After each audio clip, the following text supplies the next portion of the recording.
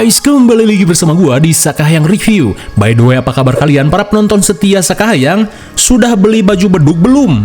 Akan tetapi tidak perlu maksa beli barulah, karena yang kemarin CO sama beli di toko Haji Dayat pun masih numpuk di lemari, bukan? Lebih baik kita berbagi untuk orang-orang yang lebih membutuhkan di tengah kerasnya ekonomi Konoha. Tapi kalian jangan panik, karena kali ini Sakahayang akan membahas film menarik berjudul Panic Room 2002. Penasaran dong seperti apa kisahnya?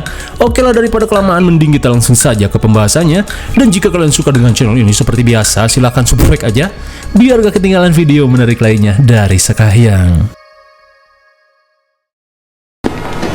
We like to call it a townstone. Here is the living room. Film ini diawali dengan seorang ibu muda bernama Meg yang akan membeli sebuah rumah mewah di tengah-tengah kota New York. Lantas si makelar meyakinkan Meg jika rumah ini benar-benar spesial dan sangat diburu oleh para kolektor properti. Karena selain desainnya yang oke, lokasi yang berada di jantung kota New York sudah jelas sangat berharga. Hingga saat Meg terkesan, mereka mengajak Meg untuk melihat fitur paling eksklusif di rumah ini. From our office at the slightest eye.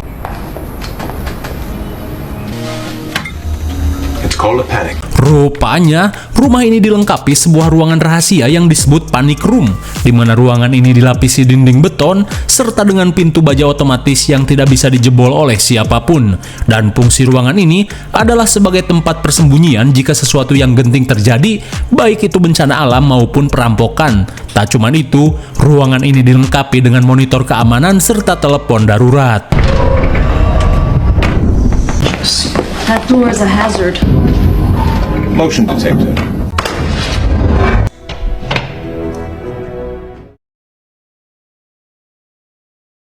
Singkat waktu, akhirnya Meg memutuskan untuk membeli rumah ini. Melihat ibunya masih bersedih, Sarah yang mirip Bella Twillig meminta si ibu untuk berhenti menangisi si ayah yang berselingkuh dengan seorang Elsie Sonhoreg. Saat malam semakin larut, Meg meminta Sarah untuk segera tidur, apalagi besok Sarah akan memasuki sekolah yang baru. Come here.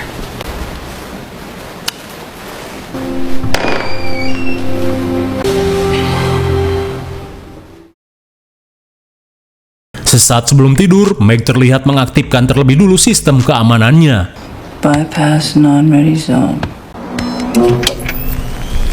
Dirasa sistem keamanan sudah aktif, Meg yang lelah memutuskan untuk tidur.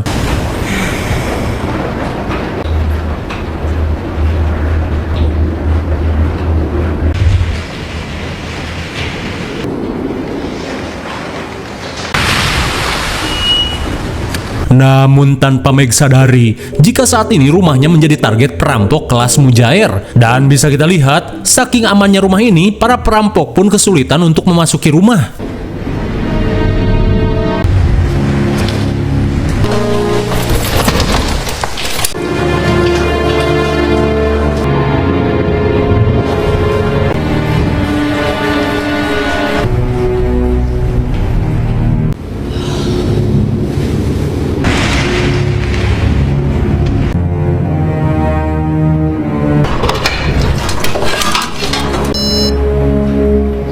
Tapi bukan kelas mujair namanya jika mereka tidak menemukan cara untuk masuk. Sesaat kemudian, Burhan si perampok bintitan terlihat syok saat menyadari jika ternyata rumah ini sudah dihuni oleh seseorang.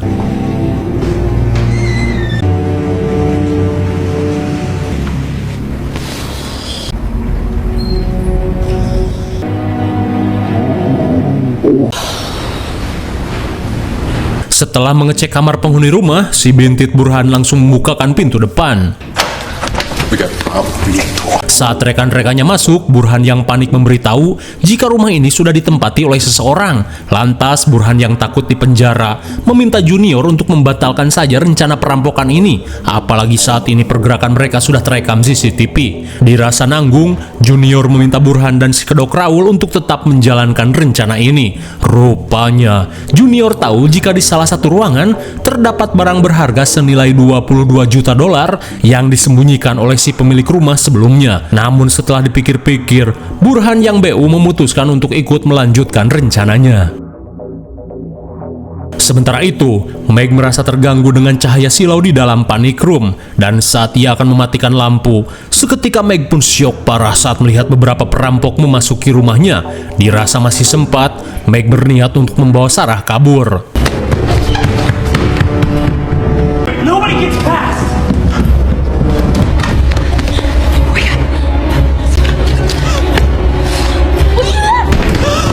Where you going? Huh?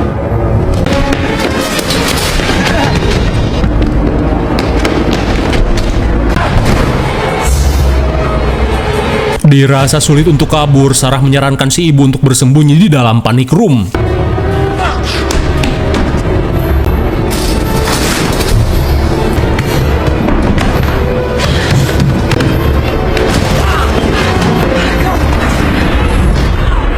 Akhirnya mereka pun berhasil bersembunyi di dalam panic room. Di tengah kepanikan, Meg berusaha menggunakan telepon yang ada di ruangan ini. Namun karena belum disetting, telepon di ruangan ini masih belum bisa difungsikan.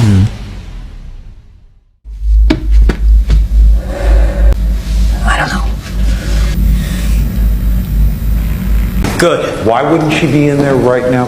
Sesaat kemudian, Junior pun kesal karena barang yang mereka incar berada di dalam panic room. Apalagi panic room ini dirancang khusus agar tidak bisa dijebol dari luar. Di saat itu pula, Meg menemukan tombol pengeras suara. Yeah, me and a couple. Di tengah percekcokan, Meg berusaha mengancam mereka jika saat ini polisi sedang OTW. Akan tetapi mereka terlihat santuy karena tahu jika telepon dalam panic room belum bisa difungsikan. Lantas, mereka berusaha membujuk Meg dengan menggunakan tulisan di kertas.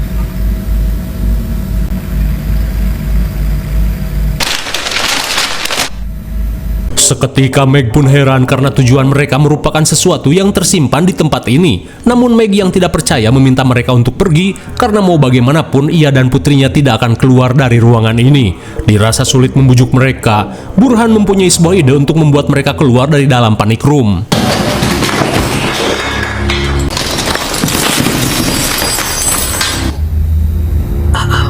Melihat pergerakan para perampok, Sarah yang cekatan langsung mencari peralatan yang mungkin saja bisa berguna. Sementara itu, Burhan si pegawai borongan berniat melakukan sesuatu terhadap pipa ventilasi udara.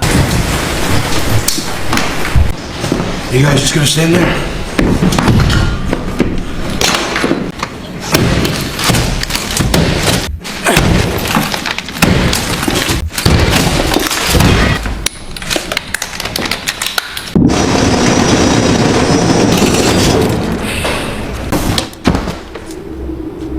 Rupanya mereka berniat meracuni penghuni rumah menggunakan gas LPG khusus orang kaya. Hingga saat Burhan dan Raul sibuk, Junior yang cupu hanya bisa menonton saja. Lantas Burhan berkata jika rencana ini hanya untuk membuat mereka panik dan keluar dari dalam panic room.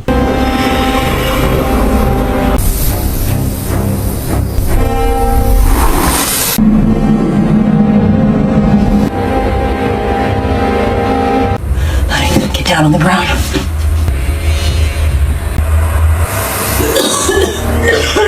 Sadar akan diracun, Meg pun berniat menutup ventilasi menggunakan lakban. Di saat itu pula untungnya Sarah menemukan lubang ventilasi manual di balik barang-barang.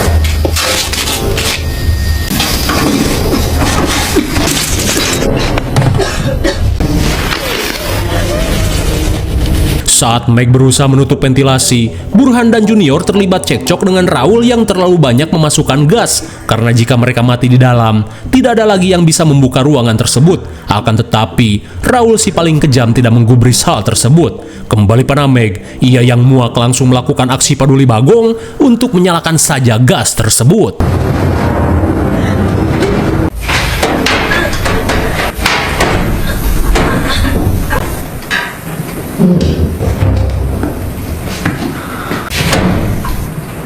What is that? Turn the gas off.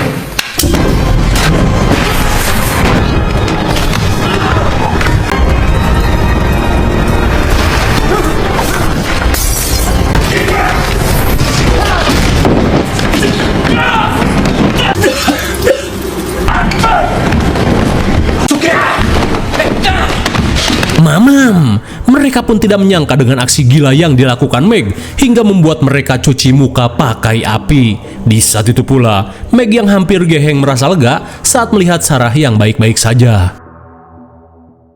I'm the loving grandson who put in the fucking time walking him, feeding him. Singkat waktu, melihat para perampok sedang berdebat, Meg pun merasa jika ini adalah waktu yang tepat untuk membawa HP-nya yang tertinggal di luar. Mendengar hal itu, Sarah meminta ibunya untuk bersiap sementara ia akan memberikan aba-aba. Go!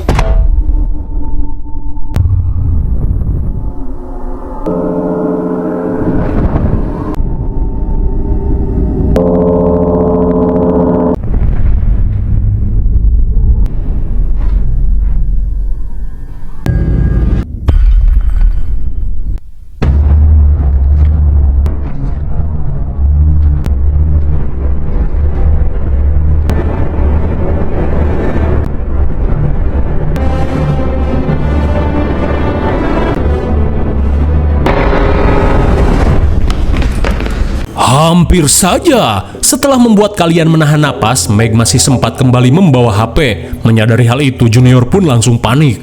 Namun Burhan meminta mereka untuk tenang karena pastinya di dalam tidak akan ada sinyal HP. Dan benar saja, Meg pun kebingungan karena sinyal HP sulit menembus tebalnya ruangan ini. Hingga di tengah kebingungan, Meg si mantan teknisi Tilkim memiliki sebuah ide untuk menggunakan kabel telepon. Namun saat Meg beraksi, di sisi lain si bintit Burhan seakan memiliki insting tajam. Ia pun curiga saat mendengar suara Meg yang sedang membongkar sesuatu.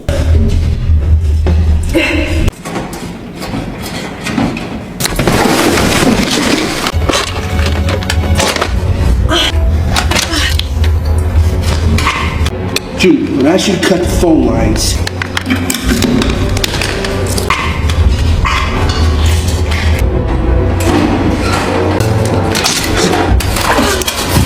Sontak Burhan pun panik saat Meg lebih cepat darinya. Lantas saat Meg berusaha merakit telepon, Burhan dan yang lainnya berusaha mencari jaringan kabel telepon untuk diputus.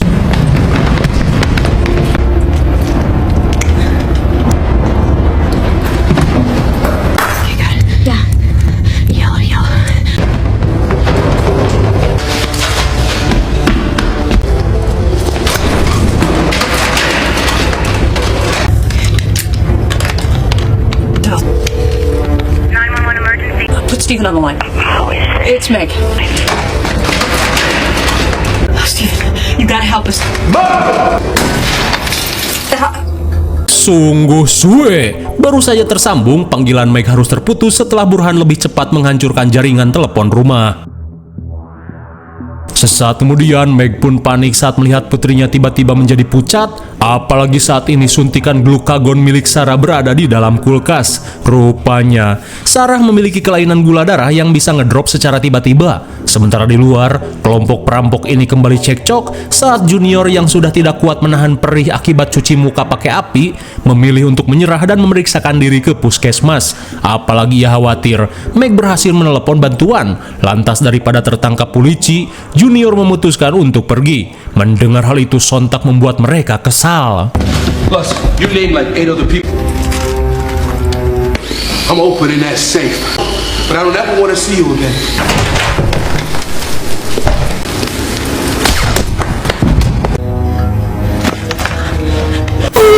My God, sontak semua orang pun syok parah saat Raul si paling kopet mengheadshot Junior. Dan kini, Raul yang tak punya rencana lain meminta Burhan untuk melanjutkan rencana ini. Don't move. Don't shoot. Sungguh suwe, udah mah jarang pulang, suami Meg yang datang untuk menjenguk keluarganya malah berurusan dengan perampok. Setelah congornya bocor di bogem Raul, Stepan langsung menanyakan keberadaan keluarganya. Dirasa bisa dimanfaatkan, Raul berniat menjadikan Stepan samsak supaya Meg keluar dari dalam panic room. Let it be.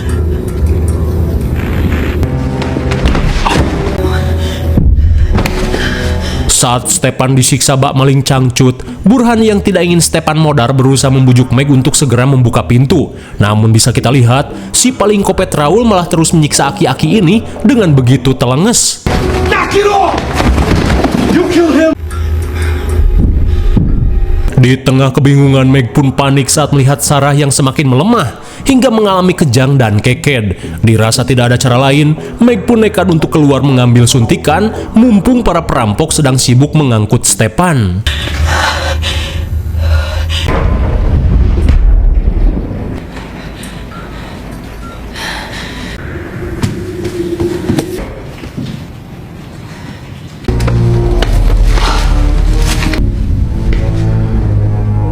Rupanya tergocek, di mana sebenarnya Raul menyamar sebagai Stepan. Saat suntikan Sarah ketemu, Meg bergegas kembali pada putrinya. Namun di saat itu pula, Burhan pun syok saat melihat seorang bocil mengalami kejang-kejang. Menyadari dirinya tergocek, Meg bergegas mencari cara lain untuk menyelamatkan putrinya.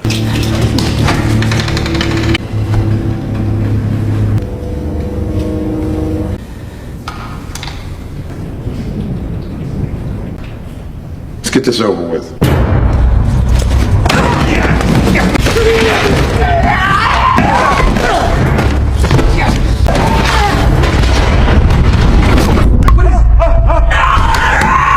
Mamam! Raul si paling kopet hanya bisa menjerit-jerit saat kekednya tergencet pintu besi. Lantas Meg yang mendapatkan senjata Raul meminta Burhan untuk menyuntikkan obat pada Sarah. So give her the shot yourself.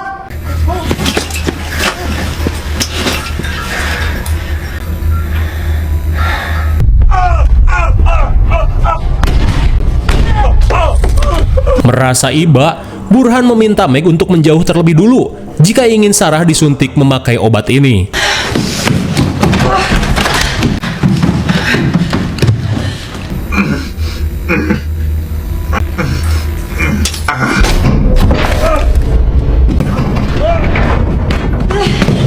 Setelah melepaskan Raul, Burhan yang melihat Sarah sekarat bergegas menyuntikkan obatnya. Nice house you guys got. Like this. Done. Sesaat kemudian, Burhan memberitahu jika ia sudah menyuntikkan obatnya pada Sarah. Dirasa Sarah akan baik-baik saja, Meg pun bergegas mengecek keadaan Stepan. Sementara itu, Burhan langsung melakukan pembongkaran berangkas. Ternyata, Burhan merupakan mantan pekerja borongan saat membangun rumah ini. Jadi ia tahu posisi dan cara untuk membongkar berangkas super ketat ini.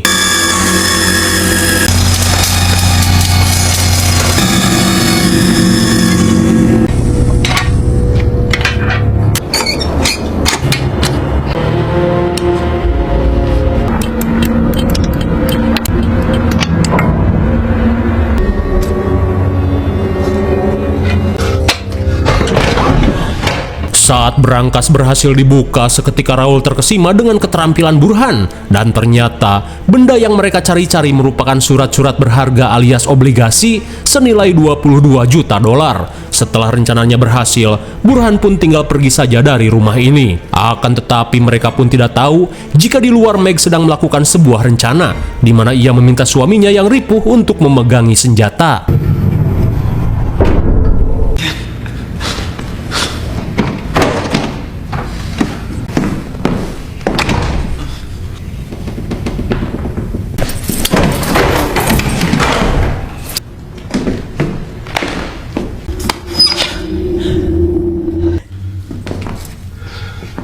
Saat semua pintu terkunci, Burhan pun merasakan firasat buruk saat mereka dipaksa melewati jalur tangga.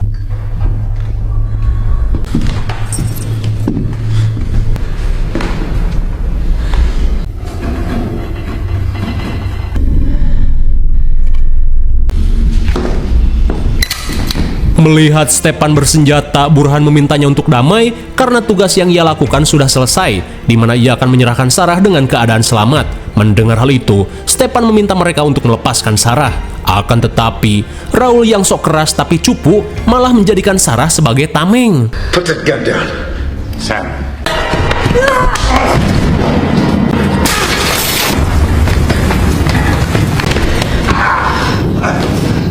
Sungguh satisfying. Si Raul pun mubui setelah digaplok martil Triple H. Akan tetapi, Raul yang tidak mau hidupnya berakhir berusaha mengerahkan tenaga terakhirnya.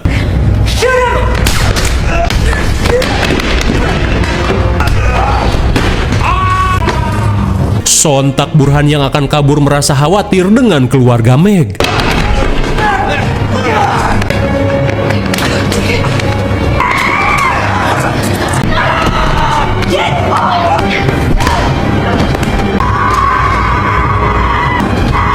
Sungguh telenges. Si Raul pun menonjok Sarah sampai kejang-kejang. Dan kini si Raul akan merujak Meg menggunakan martil. Sungguh tanpa diduga, Burhan yang baik hati masih sempat menolong Meg. Kemudian Burhan pun bergegas pergi setelah mendengar sirine polisi.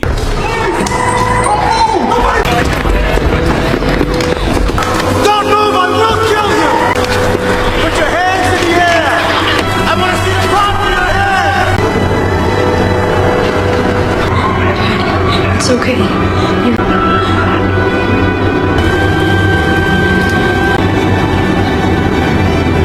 Rada ngenes. Akhirnya, Burhan pun harus tertangkap tim kepolisian akibat telat kabur setelah berusaha menyelamatkan keluarga Meg. Padahal kalau doi tidak peduli, mungkin ia sudah kaya 8 tanjakan dengan membawa surat obligasi senilai 22 juta dolar. Lalu, film pun sudah berakhir.